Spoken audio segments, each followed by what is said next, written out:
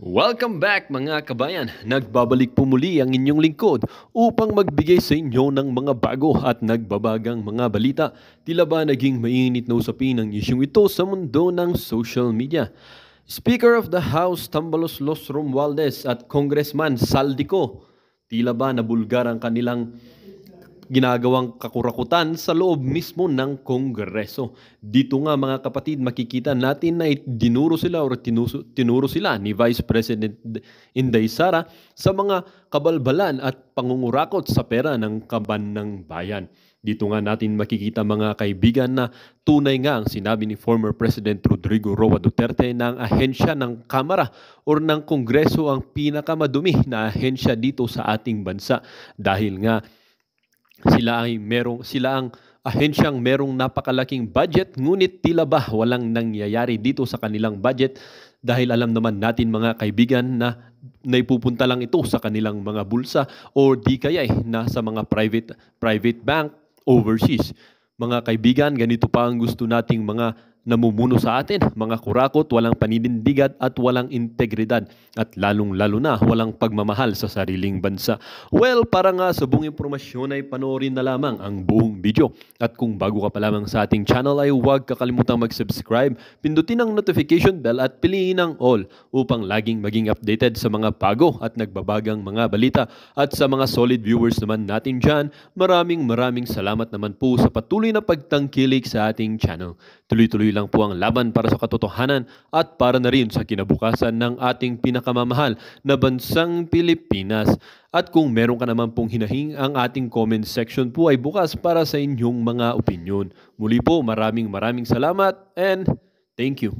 Ang tawag dito, yung ibang hindi pa rin naka-get over, yung iba parang sabi nila na budget ng Pilipinas ay hawak lang ng dalawang tao. Hawak lang siya ni Congressman ako, Bratinella, o spoiled brat. Ang budget ng Pilipinas ay hawak lang ng dalawang tao. Oh, see? Ang budget ng Pilipinas ay hawak lang ng dalawang tao. Hawak lang siya ni Congressman Zaldico at ni Congressman Martin Romualdez. There you go. Yan ang katotohanan. Okay. Halimbawa ko dito, sige, go. Mahaba ito, kaya pagpasensyahan mo. Ang halimbawa ko dito, sa DepEd muna tayo. DepEd. Sa Department of Education, noong taong 2023. Okay. Merong 5 billion na inapprove para sa classroom construction. Classroom construction, 5 billion. Kasi merong mga lumapit na miyembro ng House na humihingi. Humihingi nila yung 5 billion. Parte ng 5 billion na budget. Hala! Mga kongresista? Lumapit kay VP? Hinihingi nila yung parte ng 5 billion na budget? Hala! May parti-partihan pala dyan? I-divide nila ang 5 billion? Knowing itong 5 billion or billion is for classroom construction? Kaya pala. Binabanata nila si VP Sara na ito lang pala ang nagawa mong classroom, VP Sara. Wow. Nagsalita pa ang nagmamurunong. Kayo pala ang ang rason kung bakit yan lang ang natayong classroom kasi hinihingi nila yung 5 billion, parte ng 5 billion na budget. Kung sana may mga katulad ni VP Sara na magsusumbong sa ating lahat. Itong si VP Sara nagsusumbong na ito Depende na sa tao kung makikinig ka sa sumbong ni VP Sara. Alam nyo kabibig, kung ano ba ang naintindihan ko dito? Sabi ni VP Sara, dapat na akong magsalita. Dapat ko nang ibulgar ang mga ginagawa nila sa Kongreso. Magsumbong na ako sa tao. Depende na sa tao kung ano ang kailang gagawin. Kung magpapabudol pa ba sila or until now maniniwala pa rin sila na nakaupong mga kongresista doon sa Kamara ay mabubuting tao. Tingnan mo, gustong humingi ng parte. Wow, parte? Bakit hingi kayong parte? Ito ay para sa DepEd. Wow. wala kasi akong experience sa ganyan. At saka ang pagkakaintindi ko, pag in-approve na yan ng Office of the President, ibibigay na yan, pagdediretso na yon sa approval at trabaho ng Department of Education sa construction ng mga classroom. Nagulat ako, may humingi. Magkano ba ang amin dyan? Magkano ba ang amin dyan? Wala. So sinabi ko, hindi pwede ito. Kasi, ang mangyayari nito, hindi magagawa ng Department of Education ang trabaho namin na mag-construct ng classroom ayon sa classroom backlog at sa prioritization base sa backlog at sa classroom construction. Correct. So, sinabihan ko yung isang congressman. Sino yan, VP Sara? Si Martin Romualdez. Na hindi pwede chap-chapin ang classroom construction na 5 billion. Grabe. Kaya kung makikita ninyo sa budget proposal na approved ng Office of the President, 5 billion yon. Pero nung lumabas yung GAA o yung budget approved noong 2023, naging 15 billion siya. Lumaki. Dahil hindi nga ako pumayag na kunin yung 5 billion, dinagdagan nila ng 10 billion yung classroom construction ng Department of Education. Yung 10 billion na yon hindi kontrolado ng Department of Education. Grabe. Controlled yon ni Congressman Zaldico at Congressman Martin Romualdez. May mga attachments pala. Hindi ko na kailangan ng corroborative witness dito. Dahil makikita niyo yon sa papel. Makikita ng taong bayan yon sa papel. Net, 5 billion. Lumabas ang budget approved, 15 billion. Grabe. So, maiintindihan niyo, di ba? Bakit pa tayo magbo-budget hearing para sa Office of the Vice President? Tama. 2 tao lang naman ang nasusunod. Correct. Sa budget ng bayan natin. Halimbawa, taong 2024, kung makikita nyo, ang approved na budget ng Office of the President para sa classroom construction ay 19 billion. 19 billion. Noong lumabas na ang House version ng Appropriations Bill, ay naging 24 billion ito. Grabe. So, approved 19 billion, paglabas sa House, naging 24 billion. Na grabe. At doon sa 24 billion na yon, kung hahanapin mo sa papel, kinuha nila ang 5 billion ng repairs ng classrooms at nilagay nila doon sa 19 billion para maging 24 billion siya. So, ang naiwan sa repairs, sa kawawang mga classroom, ay 1 billion. Hala. Kaya, makikita nyo, sa papel, nandyan yan. Naging 24 billion.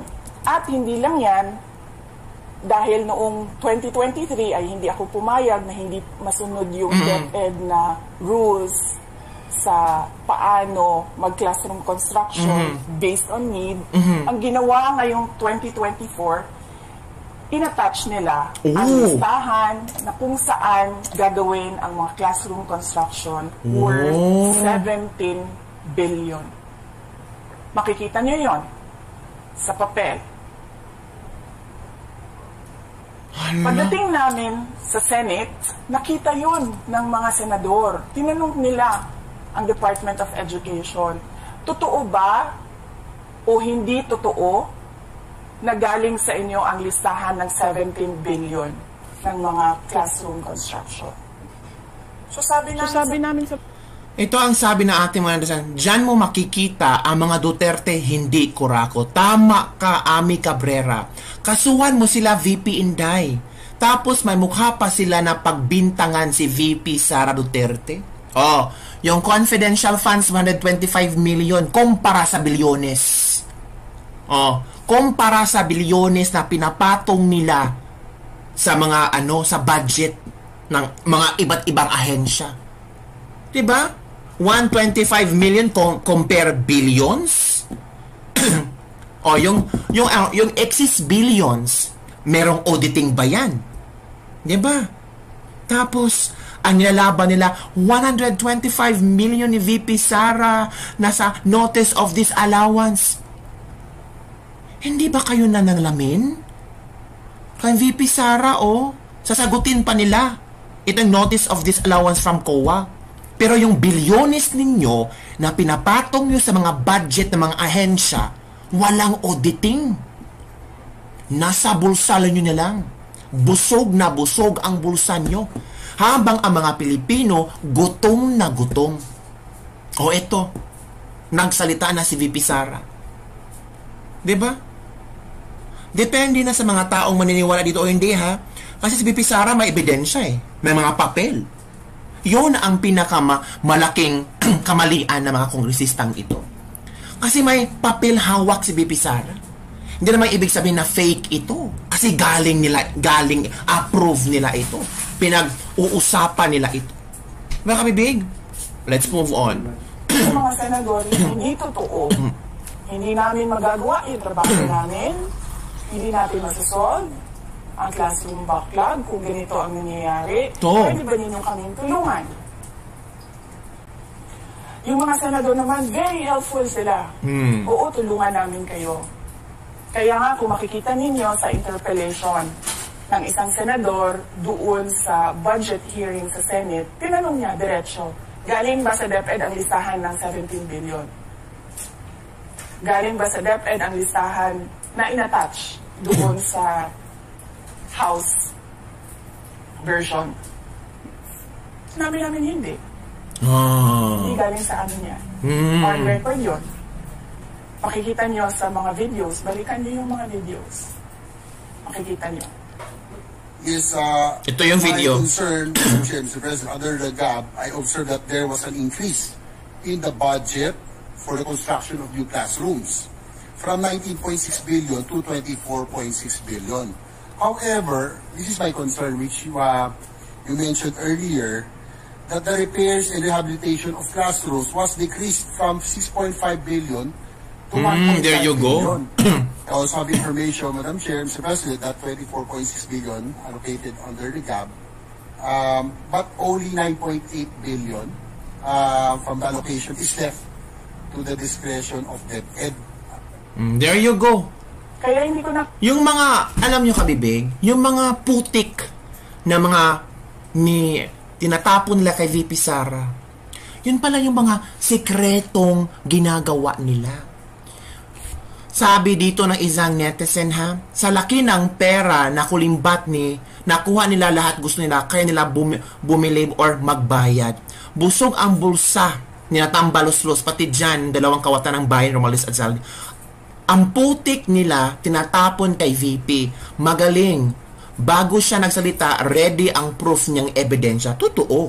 Sa laki ng pera. Ito pa, kasuhan mo na sila VP. Basta kami, VP taong bayan, nandito lang kami. Grabe talaga mga politiko ngayon. Halos lahat sila patay gutom sa mga pera ng taong bayan. Diyos na ang bahala sa kanila. There you go mga kabibig, ha? Continue. Na kailangan ng witness. Kasi makikita nyo sa papel. Tapos, dumating ang BICAM, walang nangyari dahil ang nasusunod doon ay si Congressman Saldico at si Congressman Martin Romualdez. So, tama si VP Sara. Itong dalawang ito ang nasusunod. Diba? Kasi expecting ni VP Sara yung budget nila, yung OVP budget at DepEd budget na sila talaga ang nagbabudget, sila ang masusunod. Kasi alam nila na ito yung priority, ito yung perang kailangan. Na-shock na lang sila na ay nagbago ang tumaas. May karapatan ba ang BIPing magreklamo? I-approve na. BICAM. Kaya nandun pa rin, naka-attach yung 17 billion na ginawang listahan ni Co at ni Romualdez. Hala. In fact, balik lang ako konti sa'yo, ha? Kahit yung mga congressman, nakikita nila yung problema ng ginawa nila na pag-attach ng listahan sa budget. Kasi doon sa basic education hearing noong May 2024, ng House of Representatives, merong isang congressman na nagreklamo, bakit ang tagal ng Classroom construction. classroom construction? Bakit ang tagal? Sabi ng USEC ng DepEd, kasi may pabago-bago sa listahan ng DPWH dahil hindi kami ang gumawa ng listahan. Mr. Chair, with respect to the 17 billion in Annex A of the GAA, we are not privy on how the school sites were chosen. So, be it as it may, How is it chosen? I'm not privy to that, Mr. Chair. When the gap came out, there was a 14.7 billion Annex A. Then when the GAA came out, from 14.7 it became 17 billion. Oh, there you go. How the list was generated. Doon na. So, dagdag ko lang yan doon sa confirmation na kinuha nila yung budget ng DepEd at isa yan sa mga rason kung bakit ako There you go. sa Department of Education. Ito pa lang hinahanap Hindi na natin. ako papayag na sa susunod na taon, ganyan pa rin ang gawin nila at ako yung mananagot sa ginagawa. Correct. Kaya yan yung sinasabi ko, bakit pa tayo mag-question and answer dito para atakihin nyo ako? Masusunod lang naman sa budget, 2 tao lang. True. Totoo. Logical thinking. 2 years na naka-experience si VP Sara sa DepEd at sa OVP. Diba? 2 to 3 years. Na-experience na niya. Bakit pa tayo magtatanong dito kung yung 2 tao talaga ang mag-approve, ang mag-control ng pera? Useless. Ay nako. Useless lang pala yung ginagawa ng mga ibang congressman dyan. Nag-prepare ng mga questions, nag-study about the budget hearing. Tapos at the end of the day, ginawa lang entertainment ang budget hearing. Makikita natin na let's stick to our plan. Hala. Atakihin natin ito siya. Hala. Walang kinalaman sa kanyang Office of the Vice President 2025 budget proposal. Hala. Hala, bukas mga kabibig. Bukas, no? Naku, ito na ang sinasabi ni VP Sara na kailangan para malaman ng sambayanan ang totoong nangyari, uupo ako at magpapa-interview ako at sasabihin ko lahat. Yan mga kabibig. Diba? Look fresh pa rin si VP kahit daming demonyo sa paligid niya. Kayo talaga. At eto na kabibig. Sumagot si Zaldico. Nataranta si Zaldico. Sumagot siya agad. Kasi nag-trending ito. Hindi nag-trending ang OVP budget kung hindi lang talaga nag-react si Marcoleta. Nag-trending si VP Sara dahil sa kanyang pasabog. Mas pinag-uusapan itong pasabog ni VP Sara. Heto ang sagot ni Zaldico. Agad-agad nagsagot si Zaldico. Mahirap naman talaga pag si VP Sara lang magsalita ba. He needs to Again, of course. Pagbubudol na naman po yan. Napakalaking... Pagbubudol?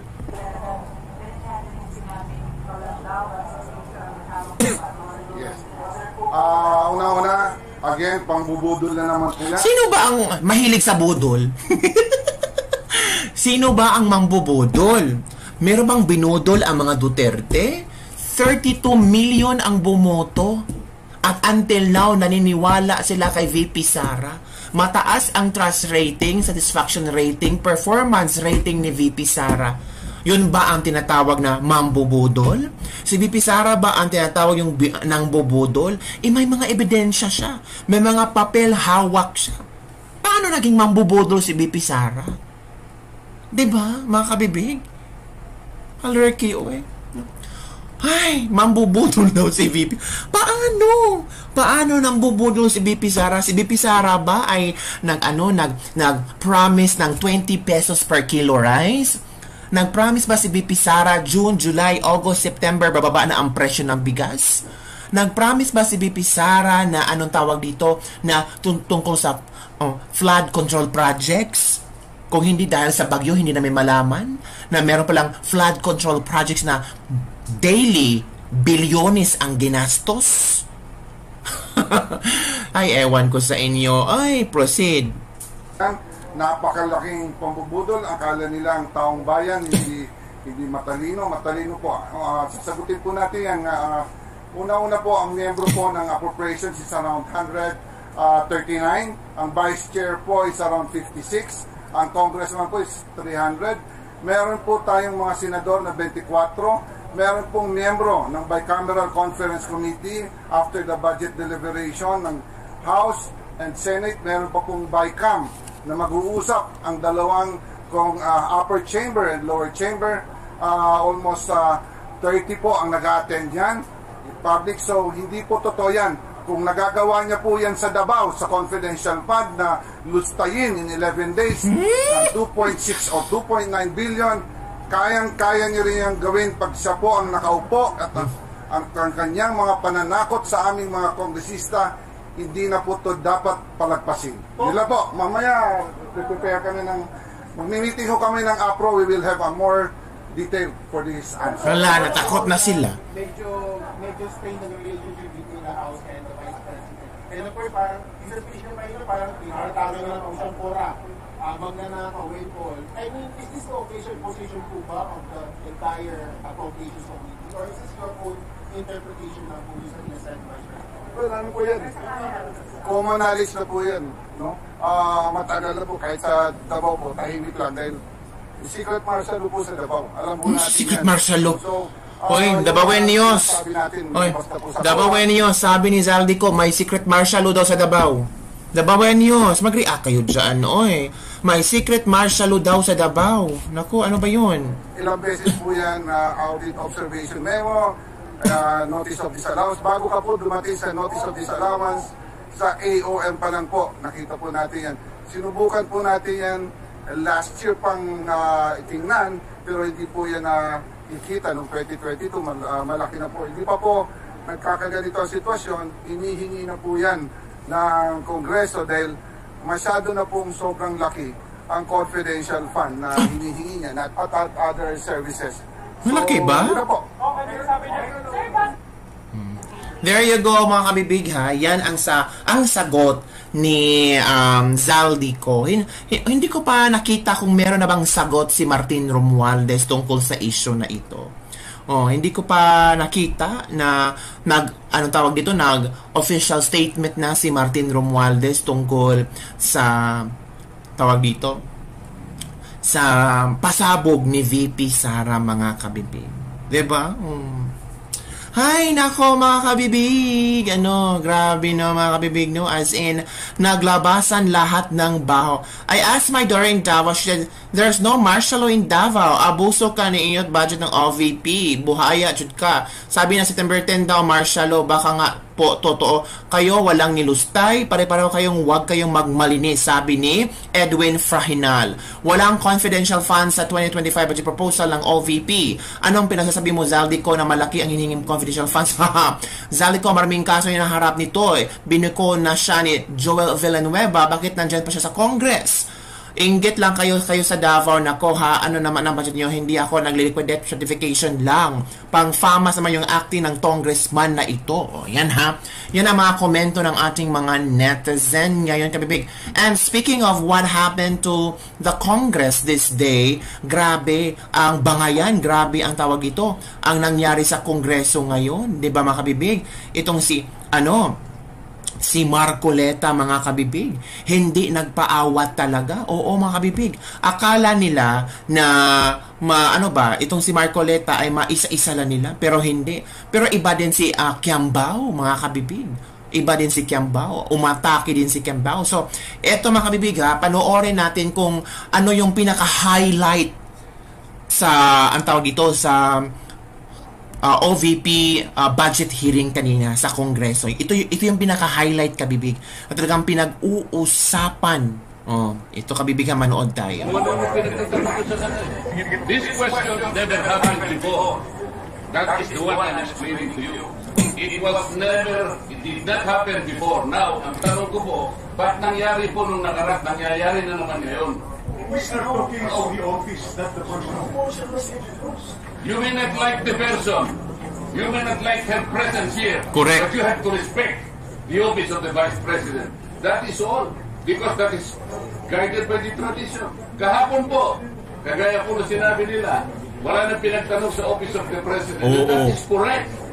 That is in line with that tradition. Ngayon po, kung ang tinatanong ko ngayon, are we discarding that tradition? And is this committee authorized to discard a well-kept tradition? O kaya nga, then why are we intending to ask questions na naman at tinatawag ka na naman kung sino-sino dito? That is why, kung hindi po kayo makakasagot, madam, ang tinanong ko na sa inyo, I am now moving. Oh, Bratinela pa. Saan po kayo nakakita ng gano'n? This did not happen anytime. Pagpang-labing 7 taon ko na po ito. Alam nyo, Madam Stella, I was waiting here when the Vice President was not being asked. When the Vice President was denied. Vice President. Correct. Yun na nga, kasi question na kagad eh. Walang man lang. Hoy, Day, agad-agad nag-question kayo, Day. Ito si Kimbo. Agad-agad nag-question kayo, agad-agad. Pag-present ni VP Sara, agad-agad question. Alam nyo ba kung ano ang question nyo? Puro confidential funds. It should be answered by the members. If the motion, then after that, Marcoleta will not that motion. Hindi pa ka nasagot eh. Will we let just Marcoleta to speak? And then move to the motion? Sagutin muna. Sagutin muna yung point niya. The chair will answer. Yes, you can introduce a motion, but have a member introduce it. No. Before we move a motion, parliamentary The rulings of the chair form part of the proceedings of this committee and of the House. So you have to answer the question. Sagutin muna. Yes. Then saka mag-move. Kung mag-move. Okay. Yes. Rulings of the chair form parts of the rules because it will set a precedent. So if we will set a precedent now that we are discarding traditional courtesy, parliamentary courtesy, then goodbye, parliamentary courtesy. Wala na tayong parliamentary courtesy. There you go. Goodbye, parliamentary courtesy. Dapat members to answer your query or your manifestation. Paano yung binigay chairman na tinatanong po? Pira naman natin. The question is addressed to the chair. Why would the members answer that? So, we don't have the speak. Why the chairman only speak? Di ba, we can salita? We are also members just the same. Nandiyan lang mo yun. Alam mo yun. Can the vice chair cannot answer your query if he has to answer? Pwede. Ang pinag-uusapan natin, ang chairman ang sasagot. No. It's not only the chairman. Ano masasalita na ganyan? Well, bakit? Kaya nagsalita na kayo. Pero ano record? Pwede magsalita yung iba. Hindi pwede yung chairman na. Diba? Pwede na yung darbes. Saan parliamentary procedure in the House that the members speak? Ito kabibig ha. Ito ang nangyari kahapon sa Senate hearing ni Bongbong Marcos.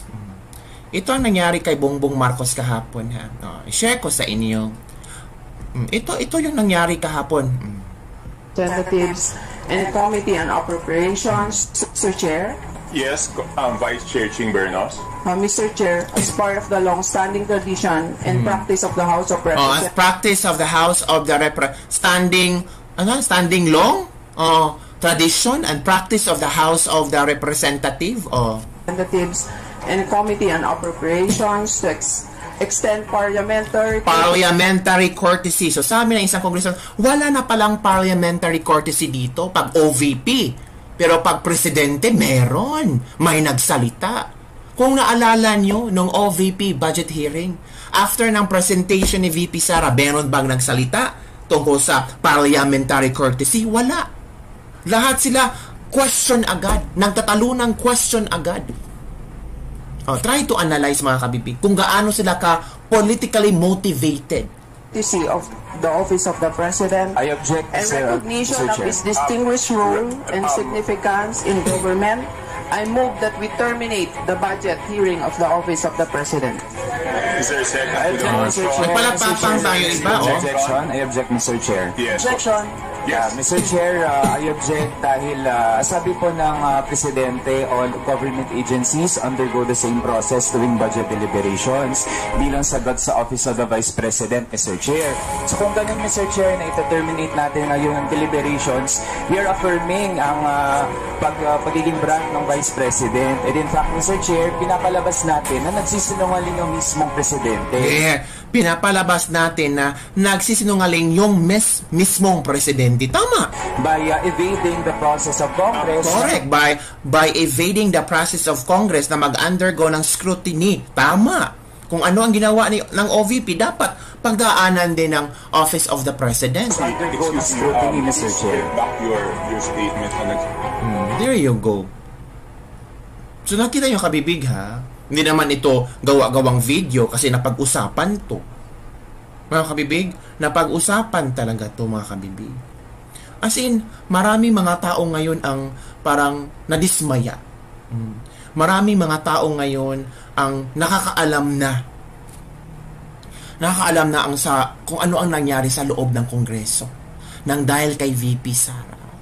Kahit konti lang ang manonood sa ating live ngayon, I'm sure yung iba mag-share, magla-like sa video, i-share nyo ang video, i-like nyo ang video, i-share mo sa mga friends nyo. Double standard nga sila, kabibig. Totoo, agree, Mami Sam.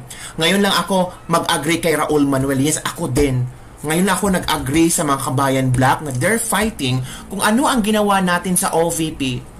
Pwede din gawin natin sa Office of the President. 'Di ba? So, dito, makikita mo talaga, halatang halata kung ano ang plano nila sa Office of the Vice President. Diba, mga kabibig? So, i-like nyo, i-share nyo ang vlog na ito sa mga friends mo na, yung mga kakusa na lang natin, yung mga kalibak-lebak na lang. Kasi yung iba, sarado ang utak ko. Hindi na sila maniniwala talaga, mga kabibig. Ang nasa isip nila is, yun na yun, si Sara amang nanakaw. Oh, ngayon, nagsalita si BP Sara, meron palang ibang magnanakaw. Meron palang ibang nag-hold ng pera ng budget sa Pilipinas. Sino yun? Sinabi ni VP Sara, 2 tao. Zaldico, Martin Romualdez. Diba? Kaya pala sa COMELEC nagdagdag sila ng 8 billion na sabi ni COMELEC hindi naman nila na-request, malamang kukunin din nila yon. I don't know. Shock ang COMELEC na bakit may dinagdagan. 'Di ba? Bantayan talaga natin ang mga kilos ng mga iyan. Pinapahirapan nila ang VP dahil utos yan sa taas. Kung sakaling dilawan ang presidente, mag-question kaya si Raulo? Posible din kasi nauna ang OVP at nag-trademark yung nangyari sa OVP. Knowing makabayan black, 'di ba? Nakakadismaya ang gobyerno lalo na sa Congress, mga crocs nakapaligid. Yan, mga kabibig, ha. So ano-ano ang iyong mga komento tungkol ito, mga kabibig, na talagang trending, pinag-uusapan ang isyong ito at yung, may iba pa na nagsasabi na kailangan i-abolish na ang Kongreso, ang congressman. Kasi daw parang walang nangyari, 'di ba? Kawawa daw. Sabi ni Crisette Laureta Chu, just a reminder that the votes of Zaldico and Martin Romualdez combined didn't even reach 1 million. Tapos feeling nila sila ang halal ng Pilipino. Abuse of power when they are not even loved. Sabi ni Crisette, ha? Abuse of power even though they're not even loved. Hawak ni Zaldico at Martin Romualdez ang budget ng Pilipinas. Di ba? May ipapakita akong video, mga kabibig, ha. Ito ko muna. Kung gaano kamahal. Ngayon ba, ngayong ibinulgar ni VP Sara ang itong video na ito, no? Dito natin makikita ba na mas lalong mamahalin ng mga guro si VP Sara. Tingnan nyo. The love from the teachers and students for their former DepEd secretary. Tingnan nyo. Ganun kamahal si VP Sara. At mas lalo siyang mamahalin, mga kabibig. Lalo sa kanyang tawag dito, yung mga pinaano niya, pinasabog na issue tungkol sa DepEd ngayon. Pinaglalaban pala ni VP Sara ang DepEd budget at ayaw niya na someday mabiblame siya ng mga tao na pinahintulutan niya ang pag-add-on from the original budget, inad-una na mga ilang budget na hindi magagamit ng DepEd. Diba? O, tingnan nyo. Ganito kamahal na mga tao si VP Sara. O, ganon, makabibig. Meron ba si Zaldico? Meron ba si Zaldico?